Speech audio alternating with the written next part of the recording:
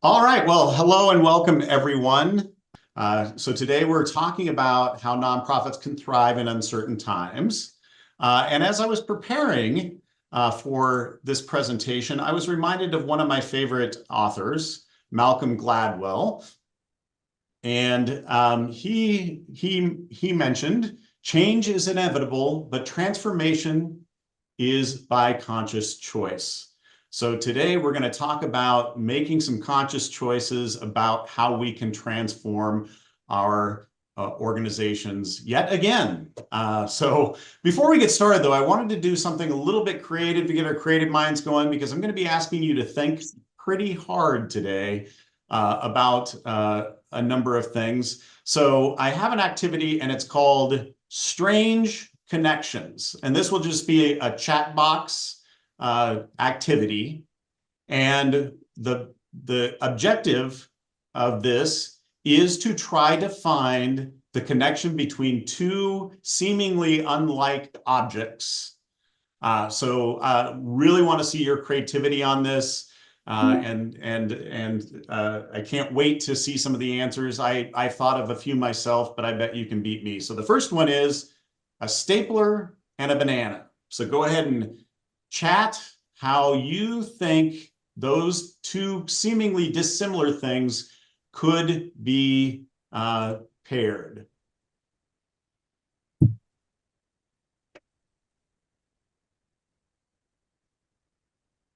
They're both binding. All right, great. Shape, both have the letter S, something inside, kind of rectangular. Any others? Okay. You could use the stapler to close the peel back up. That's a good one. They are not telephones. That's true. They've been used as telephones as a prop before, for sure. All right, let's try one more. Let's try another one. The next one is an umbrella and a flashlight.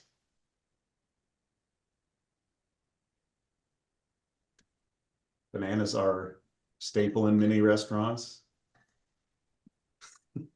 I've dropped and broken both. Yeah, yeah. Never have it when you need it. That's a good one. Both can offer protection. I like that. I like that. See, yours are better than mine. One more, and then we'll get into the meat of this. A backpack and a microwave.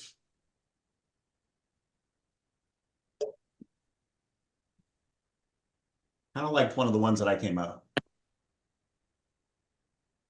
Put things in them both, store things for a period of time. It's what's inside that counts. Yes. Yeah, that is awesome. Okay, you got your brain going. Have a good Now we're going to night. get into some tough stuff. And then so just so you know the lay of the land today, I'm going to talk to you for a little bit, and then we're going to have time for breakout. And I've pre-assigned the breakout rooms in hopes that I've put you with like causes. There's a few that are a little bit of a stretch, and then I've asked some of my newfound friends to help guide the conversation when we get to it. So hopefully I'll be able to inspire you into thinking of some things as we go into the breakout.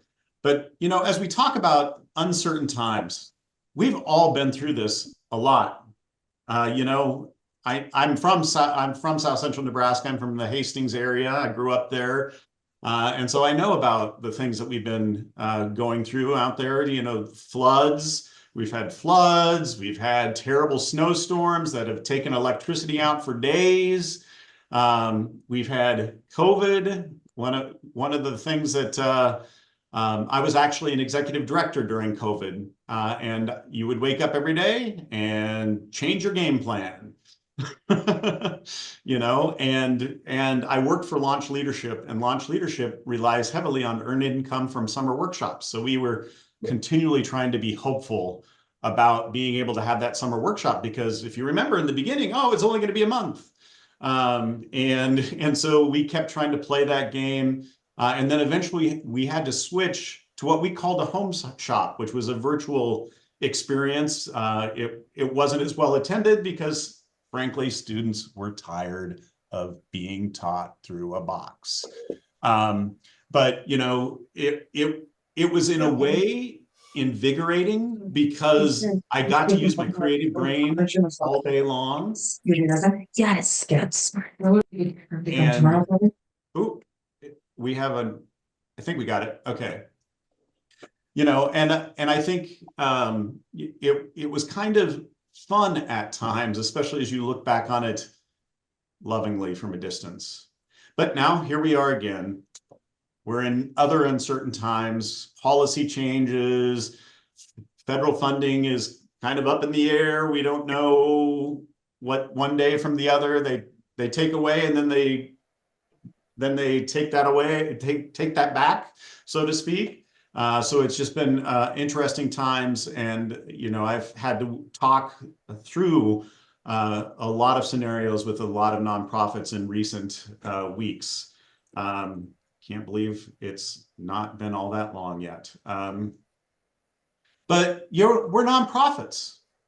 We solve problems. That's what we do. We're problem solvers. If it's not for those that we serve, it's for ourselves, because we're adaptable. We're trustworthy. People look at us and they know that we're going to just take care of it.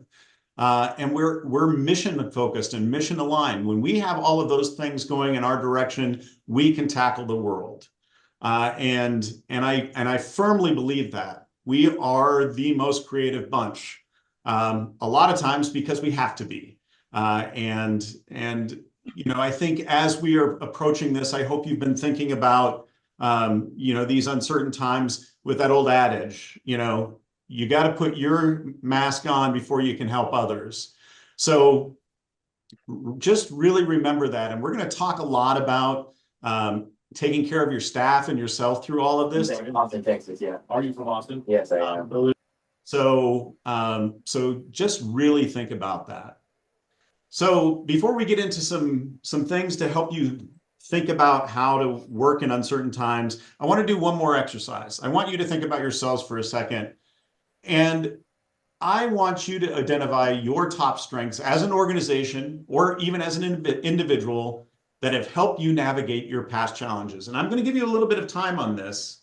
So again, this is a chat exercise. So if you could put those in the chat, you don't have to rush. I'm literally going to give you some time. I should have had some music keyed up here so that we had some thinking music. But I do want to give you just a little bit of time to think about that, because it is going to help us as we continue forward with this presentation.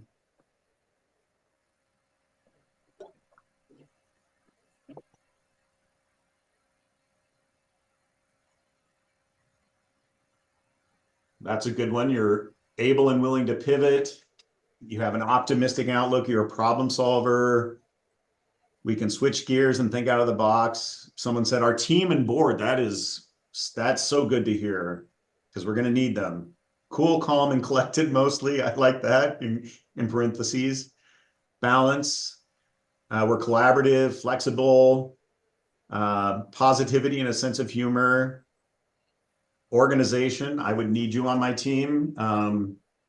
I like people that like checklists because sometimes I'm a big thinker, and so sometimes that's tough for me. We care. Yeah, that's true. Critical thinking, other like-minded professionals who give support. Wow, this is so good. Creativity, partnerships, tenacious, justifiable mission, all some good stuff there. The team I work with, I love hearing about that. The team is such a, the most important resource, or as we always talk about, is the humans that we work with. So I love that. We're always working to find new ways to do our work. Some great stuff. Well, my job here is done. You're doing a great job. Actually, we're going to jump into the meat of this with some strategies that I kind of came up with, both from my time as an executive director when I had to pivot a bunch of times in a short period of time, but also just some, I did a lot of research about what's happening in recent times. I have some case studies from across the country spattered in this so that we can kind of continue to think differently and outside the box and all of those things that you said, because we're nonprofits and we're awesome and we can do those things. And the type of people that come and run nonprofits are awesome and amazing. That's why I'm in the business. I love working with you all. So the first thing is control what you can. That's sometimes easier said than done, but that's really all we can do. You tell your kids that all the time. This is your lane. This is what I can control.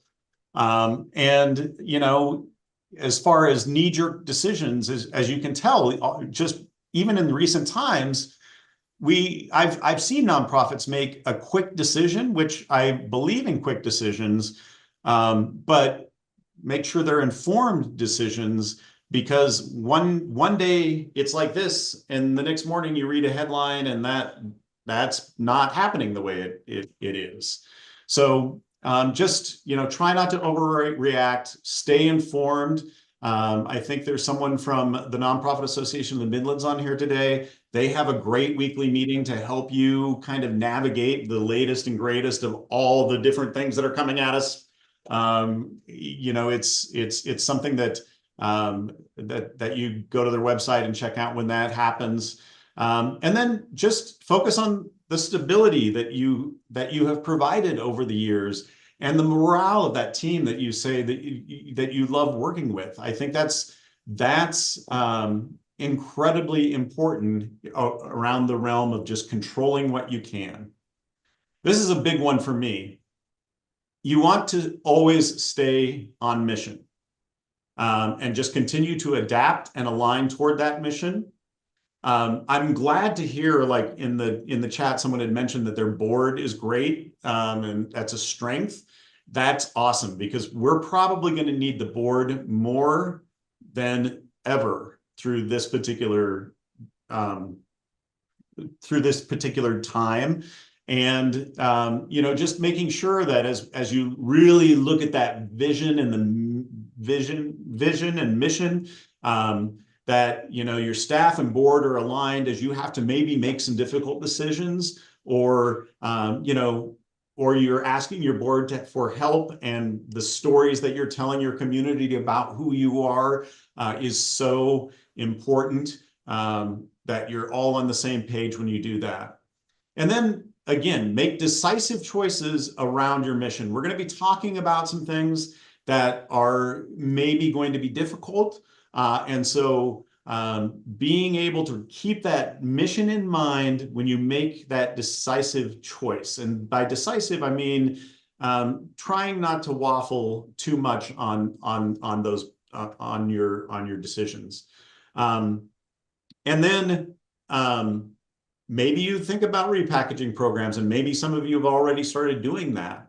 How can we kind of look at all the things that we're offering and repackage some things, or potentially phase out the less critical programs? And I know we think that all of our programs are critical, and I know it's true. They can be critical, but think critically about all of your programs, and see what you can do to either repackage or repurpose or phase out. And I bring this up because one of my first case studies, as I was doing some research, the YWCA, they, recently through federal, and I think there are some YWCA professionals here, so you can maybe correct me if I got my information incorrectly, but they had, with this federal funding uncertainty, some local YWCA chapters looked at the programs, phased out some underperforming or lower impact initiatives. There were some standalone workshops, duplicated services that were already offered by some partners, and then focused on that core mission aligned programs around eliminating racism and empowering women. And so I was proud of them being able to really look closely at all that they were providing at one point and realizing, nope, let's just stay on mission, and that will also help save us some money. So they also did have to close a few smaller satellite offices, and consolidating services to just strengthen their main hubs. But I was very proud of them for thinking through how they could just reinvent themselves to maintain their core focus. Another one in Texas. This is kind of a different view on staying on mission. I believe it's races. And with all of these ongoing immigration policy shifts, they stayed laser focused on their legal services for immigrants. They resisted mission creep into direct service delivery, like housing and food, even though they had donors that were willing to give them money to do that. And that's another bold and move, because a lot of times, that's how mission creep happens, is you get some funding, but then what happens when that funding goes away and then you've had these services? So I really think that was bold of them to be able to just say, here's another organization that can take that donation and do the work that you're wanting them to do. We're here for legal. We're not here for housing. Unless, of course, there's a legal battle around housing. I'm sure many of you have contingency plans. Again, we're nonprofits. We have to continually look at different ways of doing things. If you haven't worked on contingency plans, make sure you do some scenario plans, have some scenario planning sessions, implement best case, moderate, and worst case scenarios around different scenarios, including tiering your budget. And again, always keep those core mission activities prioritized at the top. There's going to be a little bit of repetition today, but that's because I think it's really important that we continue to hear that. Some interesting things that I didn't think about until I was really digging into this. For what it's worth, I don't know. Understanding termination clauses in grant agreements. And that doesn't mean just federal grants, but all grants, just understanding what you've signed, because sometimes we get to that fine print and we're just looking for the money. And then another thing that I uncovered that I thought, oh, that's probably a smart time to do this. I know we probably look at our insurance policies every year, but just, if you haven't in a while, just make sure that you've got the right kind of insurance and paying the right kind of money, because that is a way that you may be able to save a little bit of money, if anything.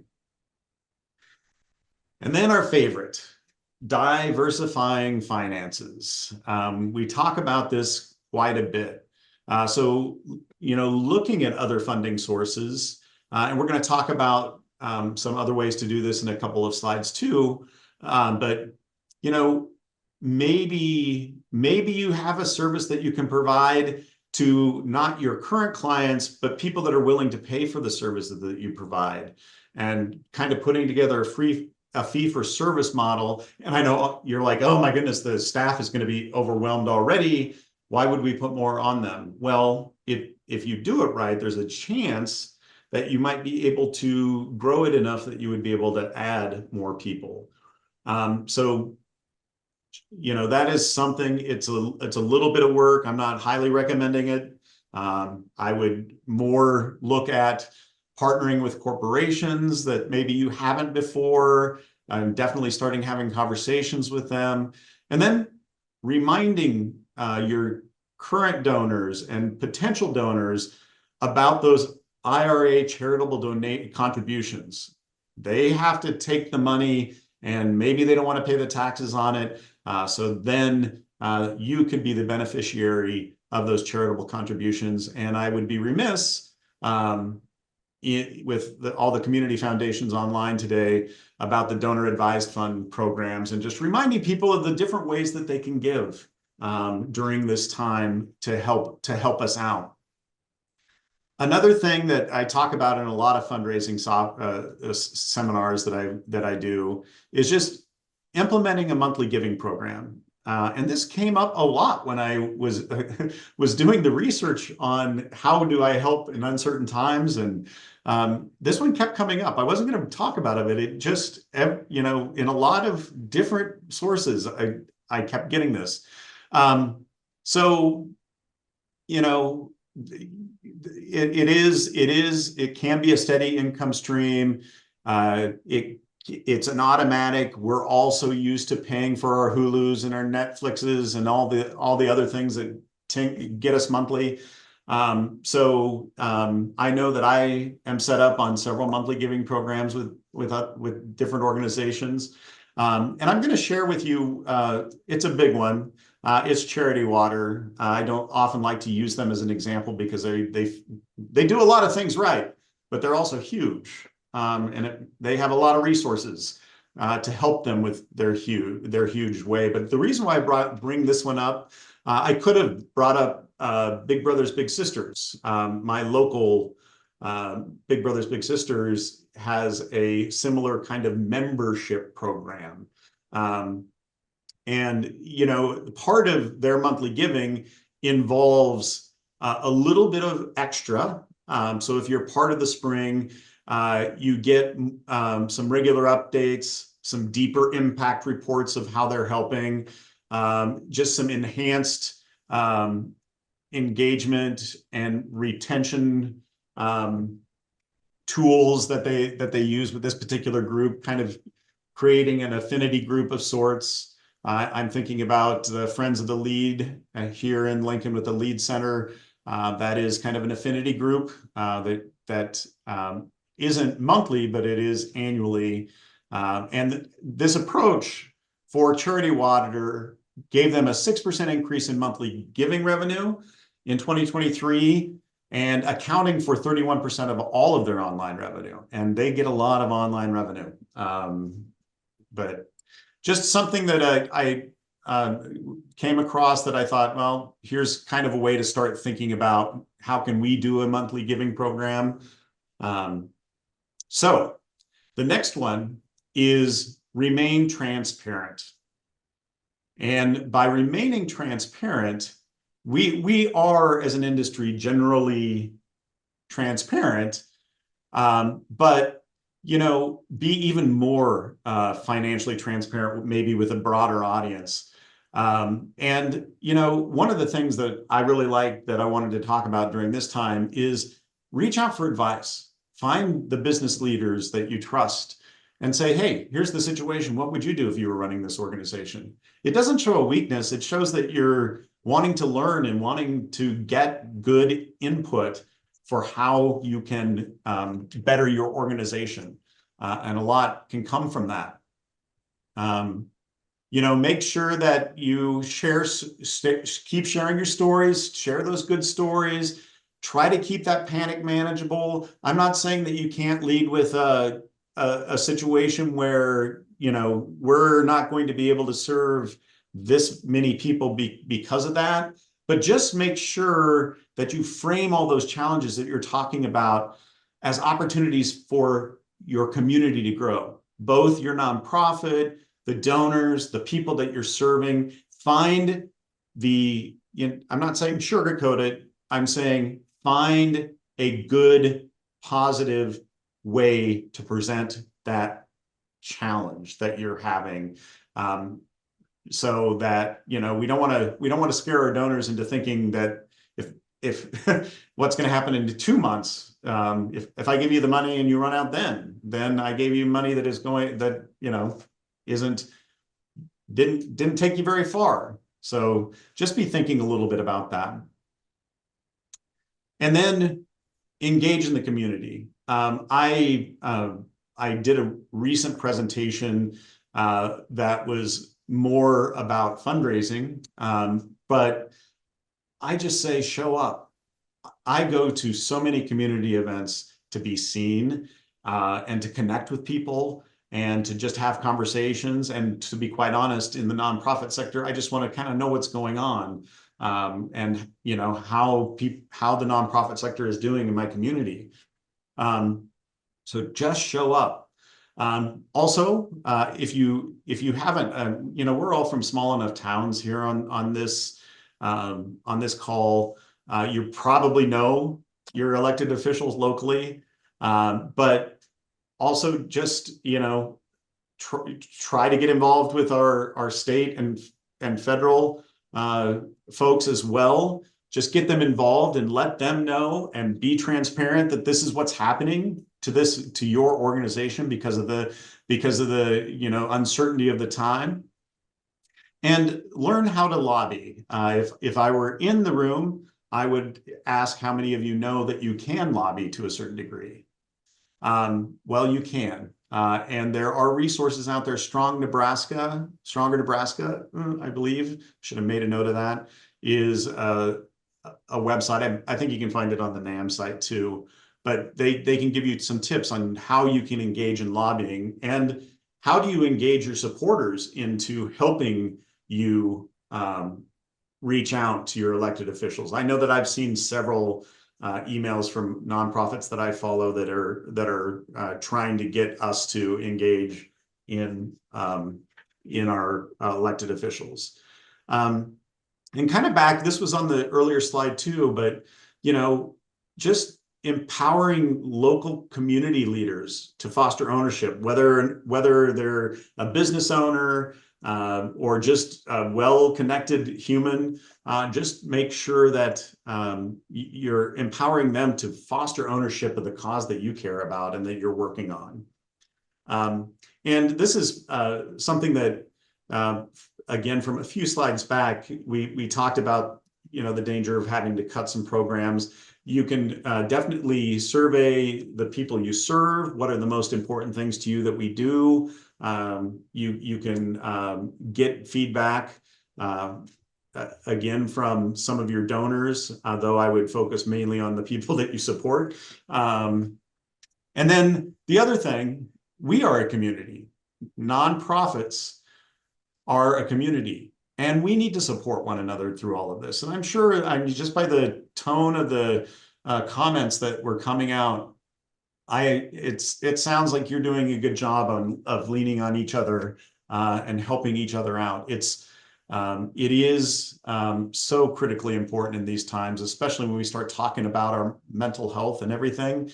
Sometimes you need to go into a scream room or want to go. I don't know if there's any out in that area, but where you can go take a sledgehammer to things. There's rooms that you can actually do that. All right. I know we're collaborative, but get even more collaborative. Form those alliances with complementary organizations. I think we're going to talk a little bit about this too, but maybe you can find definitely ways to work together on that. And then engage in cross-sector collaborations. You have several higher ed institutions out that way. Maybe there's ways that you can engage them to help with some of this stuff.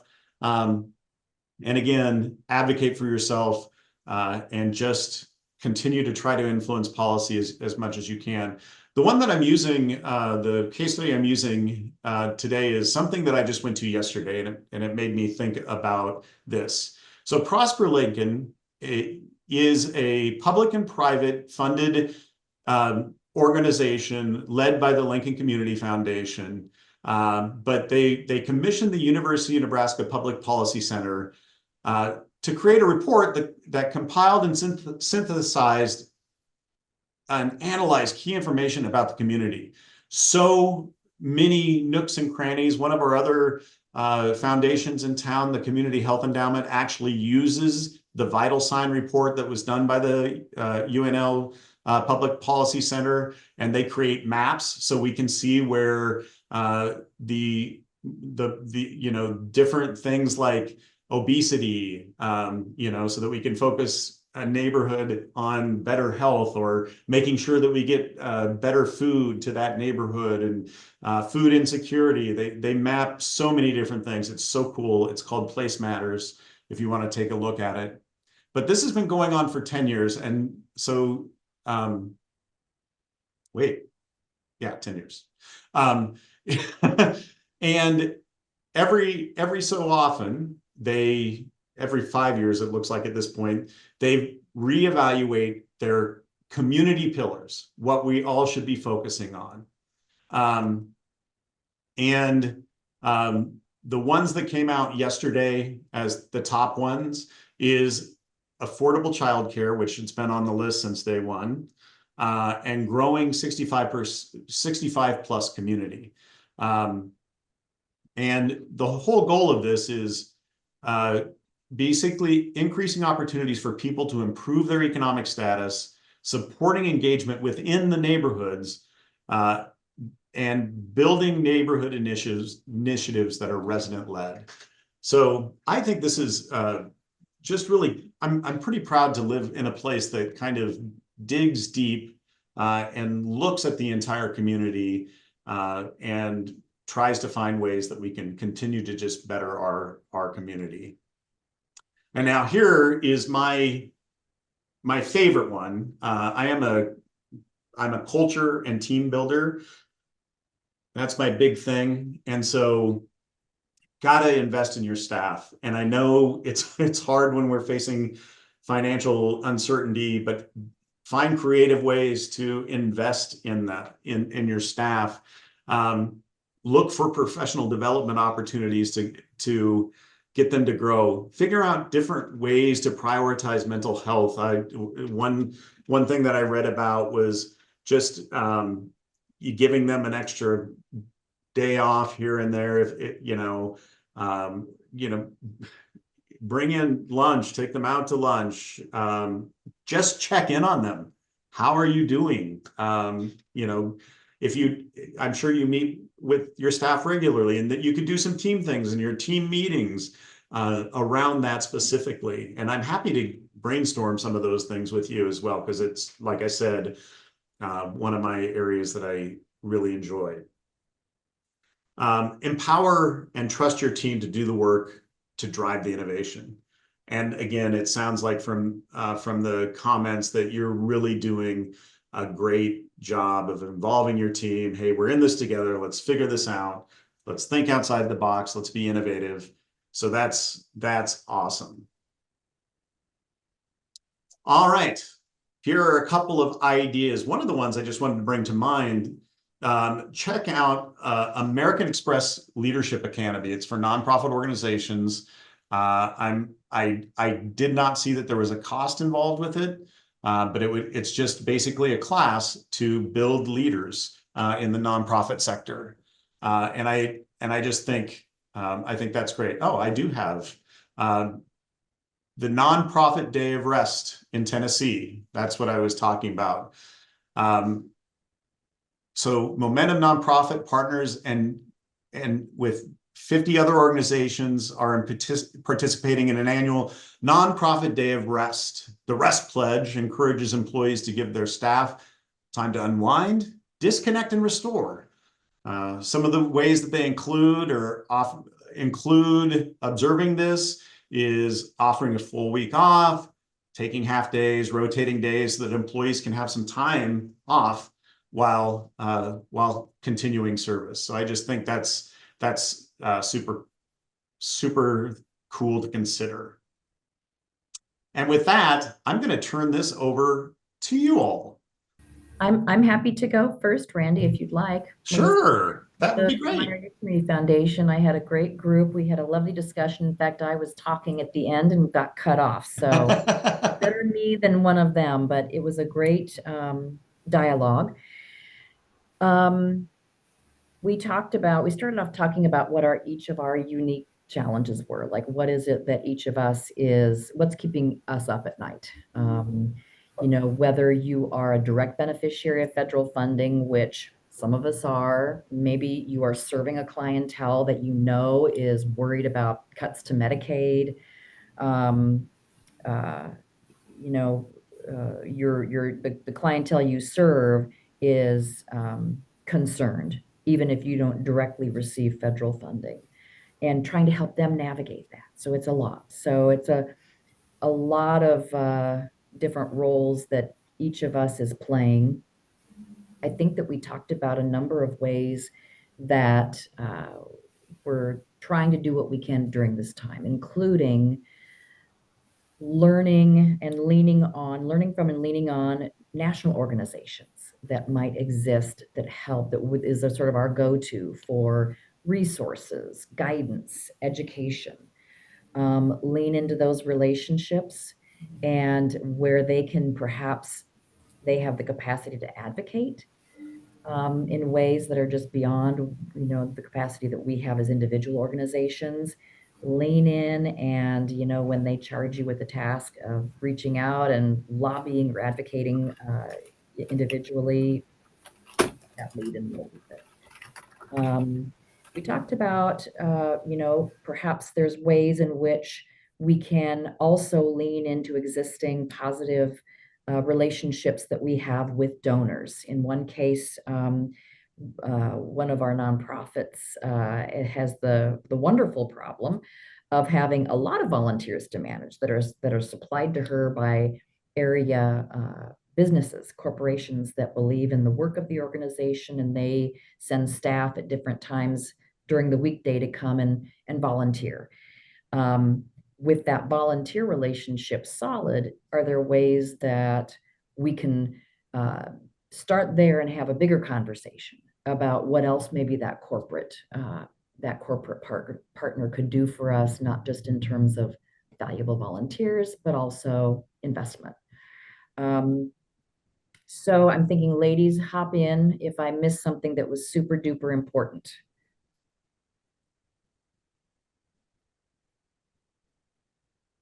I think that was pretty much a short summary. You did a great job. Way to facilitate. Thank you. Who else wants to go? If I could jump in right after Melissa, this is Happy with CASA of the Midlands and Dodge County. And one thing that we had talked about along those lines with Melissa is we were lucky enough through the foundation to participate in a nonprofit leadership program a few years ago. And even to today, I rely on those other three directors that took the course with me to vent and to learn and hear their strategies, their barriers, just to feel that we have support through them, the other directors and the nonprofits in the community as well. That's awesome. I'm glad that was offered. I'd be happy to share about our group, Sure. Randy.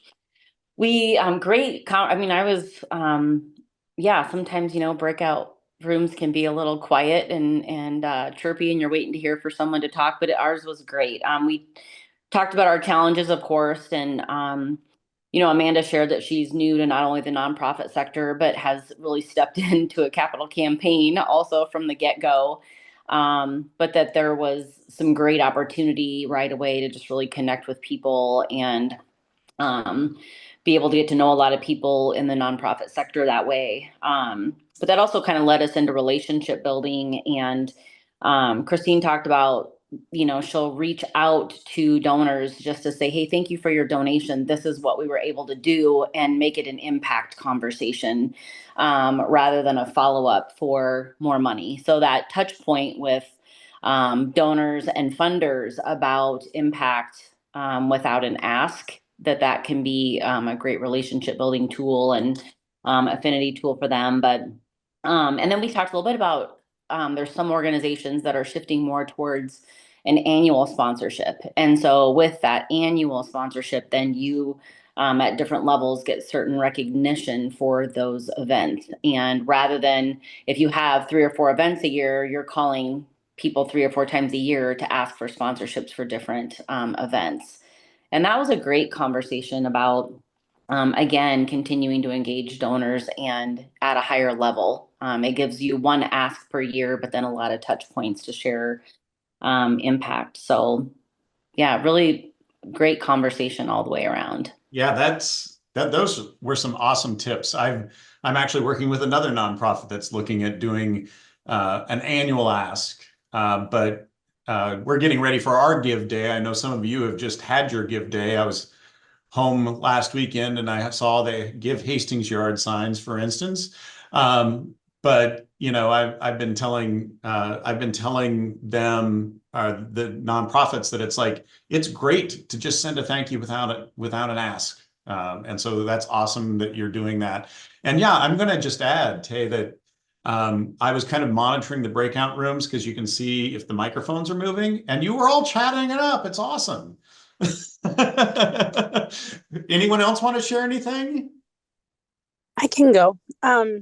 I was in a breakout room with a Head Start program out of Dodge County, and I think the thing we had in common is that we're both direct service providers, right? So our big thing we talked about was building that resiliency in our staff, and investing in them, because if we don't have good quality staff, then we don't have the services to provide. So I think that's something that we've really focused on. Makes it difficult because as direct service providers, the fundraising part is really hard. So we have to keep the funding sources that we do have with our contracts and things like that to make sure that we can stay viable. So it's a little different take than what I've heard so far. Yeah, great. Anyone else? I can also go. I also had a little bit different take. I was in a room with Chris and Jen from the Stewart Museum and the Firefighters Museum in Kearney, which is very interesting from the, more of the arts humanities. Obviously, Endowment for the Humanities has just taken a large federal hit. So that's affecting these organizations in different ways. I would say kind of our two themes, I was interested to learn that they both had some concerns about dropping attendance in 2025. We talked about inflation. We talked about stock market dropping, different financial things that are probably affecting a lot of our families across the country, and how that looks when you're running a nonprofit arts or humanities organization. And then we also talked a little bit about advocacy, and Randy, or everyone, I'd love to know your thoughts, reaching out to your federal or state legislators and getting no response whatsoever, not getting any acknowledgement of your concerns, and how frustrating that is, and how that feels like. I hope people are listening. I hope people care. If anybody has any ideas of what to do about that, I'd love to hear it. Actually, I'm glad you brought that up, Kathy, because as I was talking about that, I feel like some of my reach outs have fallen on deaf ears. And I don't know, I think I'm going to go over to Civic Nebraska maybe and see what they have to say. The Capitol right now is hosting the People's Day at the Capitol, wanting people to come and just show up in the Capitol and say, you represent me and here's what I want to hear. So I think we need more of that. I would agree. Yeah. Yes. I would suggest doubling down. If you don't get a response, then I usually in the next week send 2 emails. And then the next week send 3 emails or 3 phone calls. And eventually, even if they tell you you're gonna get attention, even if they're telling you to stop. Yeah, I agree. I like the squeaky wheel approach. I also like the idea of being a little more creative in how you make the approaches. In Fremont, we had a meeting, a cross-sector meeting with nonprofit agencies and city leadership and county leadership, schools, foundation board members, to just talk about what the landscape was looking like, with an idea that we're going to collect stories from the individual agencies who are anticipating or already experiencing impacts. We're going to curate those. We're going to share them upwards, collectively, but then also individually on our own, so that it's coming from multiple people. There might be some overlap in some of the stories and concerns, but I feel like it has to be that much of a grassroots uprising, so to speak, where it has to become impossible to ignore. Yeah, I love that idea, Melissa. That's awesome. We talked a little bit too. I'm with Woods Charitable Fund here in Lincoln, and perhaps some people feel a little more exposed. People feel like maybe they don't want to draw that attention to themselves. Maybe for whatever reason, you feel vulnerable. And if you have someone like a foundation or someone who might feel like you have a little bit, or a community foundation who feels like maybe we can use a little bit of that, of our place. I don't know if that's the right word, but I appreciate that. I think those are all really good ideas. Does anyone else have anything they want to share? I would just add, like, if you are in the health, youth, opportunity, community resiliency, any of the human services spheres, and you're connected with your local United Way, we do have representatives that are connected to Washington regularly, and our connections to worldwide definitely are helpful. And so even though, like, I personally as an ED might not be able to get a hold of anyone necessarily, I can go up the chain. And so if I know, like, my local Head Start is having issues, I can advocate to, upward to my, United Way Worldwide. So maybe utilize your local United Way as an opportunity to get access. Even if you're not a partner agency, make that connection with your director. And if you need that connection, you can also just reach out to me. And I can help get you connected to the director in your area if you need that. Awesome. Thanks, Savannah, for helping. Any other thoughts? If I could just help you close, I think we all just need to take care of ourselves, and you kind of gave us permission with one of your key topic areas today. I think we're in the business of taking care of others or taking care of our community, and we need to take care of our staff. You made perfectly clear, as well as ourselves. And so our group also talked about the day of rest. We talked about like a support group where you physically get together, not like this. I mean, we're doing this today because it just made sense to get across Nebraska, but let's invite each other out to coffee. Let's sit around a table and share our woes or cheer each other up, or even just celebrate, just take some time for our own mental health. This is a hard career to be in, and there's easy burnout, but I see people that have been doing this for many, many years on this screen. And so you guys are very resilient. But we got to continue, because there's going to be other hard things in front of us. And we just have to remember what our why is, why we're doing this. So anyway, I thank you for exploring that with us, Randy, because I think we all needed permission to Yes. take care of ourselves. And thank you for helping do the closing, because that's what I was, I was going to definitely say it. You said it better, Judy. But seriously, take care of yourself. I would say, instead of just coffee, the beverage of your choice.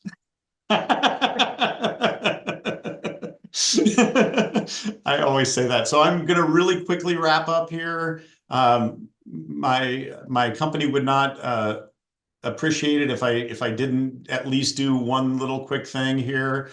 And I just wanted to share this quote too that I found. In times of turbulence, the greatest danger is to act with yesterday's logic. And we all know that. We've all been through that. Unless you're new to the sector, COVID taught us that for sure.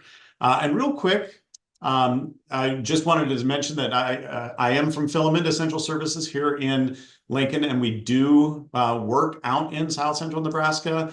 We do a myriad of things. We are basically the back of house for nonprofits. We do fractional services in accounting, IT, HR, marketing strategy, and planning. I'm doing a lot of strategic planning and capital campaigns right now, which is really interesting in these times that we're working on some capital campaigns. We also do AI training, which can be helpful. I should have mentioned that probably a little bit more. That can be a helpful tool as you're trying to minimize the work that you're doing on certain things, and we can help you use it in an effective way. I also mentioned, and I put a handout PDF that just kind of summarized today. I'll also have the recording available. But I also do this thing that's called a health check. And basically what I do is you answer some questions. I analyze those questions and I look at industry standards that are going on in your particular sector of the industry. And I provide recommendations for things that you could potentially be working on and prioritize those things. But also, I talk about how awesome you are and the good things that you're doing and how well you're doing those things. So that is something that I provide. It's a free service. We just love to give you a baseline of where you are. And I just had an organization do it with their exec team. You can do it with your board. You can do it alone. And on the page, there is a printout so you can look at the questions you have to look at. And then I wanted to just mention the Foundry, who kind of brought us together today in town. And the reason why I want to mention this is they have Base Camp Foundry, and they have one position for an intern available this summer that you can apply for. And this intern is high caliber intern. I actually personally know this guy, and he's amazing. And he can do work on some data analysis or research, or if you have a grant that is just you're stuck on and you just want to get it done, he'll do grant writing. You can check out their website. There's a number of different things that group will do, but these are all actually students from the honors program at UNL. And so great. And I just wanted you to know that because she said, hey, first of all, she connected me to Judy. And second of all, hey, when there's I shouldn't say free, it's a nominal service. It's a very nominal service. And then just finally, here's my contact information. I would love to hear what you liked, what you didn't like. That's always helpful as well. But I really appreciate doing this. Thank you to all the community foundations out in your neighborhood that have helped me to be here today. I have really enjoyed actually digging into this a little bit. And I just, again, want to assure you, we've done this. We can do this. Let's do it together. Thanks, and have a good one.